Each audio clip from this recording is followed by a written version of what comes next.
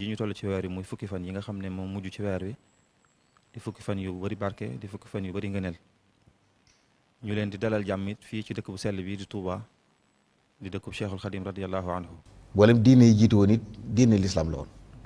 yàlla Muhammad nag moo ñëw boole matal mottali lépp ba mu fi bàyyikoo nag ay borom xam-xam ay nit ñu baax ñoo koy wuutu saxaaba yi wuutu nañ ko fi awliya yi ba mag si sëriñ bi mu am ndigalul nag wuutu ñooñu ñëpp ci jël diine ji leeral ko tas ko àggale ko ci ñëpp. ndax moom dafa amoon principe mooy ni la balaa ngay tasawuf laa bu da nga tafaqo comme na mu ko waxee ci Masaalik toxale ko ci imam Malik képp ku sóobu ba nga doonub suufi te fekk fiq jiituwul ci yow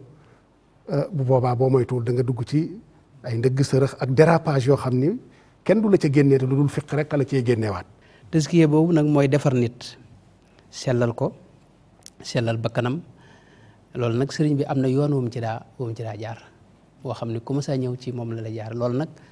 yoon woowu ñu ngi ko tànqe ci li Cheikh Mouhamadul Bachir bind ak Cheikh Mouhamadou Lamine Diop Dagana. jaamu yàlla gi nga xam ne dafa aju ci li feeñ ñu di ko gis muy ay jëf demee ni julli yu juróom woor weeru koor génne asaka aj màkk bu sart yi daje ci ak jëflante bi war a am suñu diggante ci jaay ak jënd lépp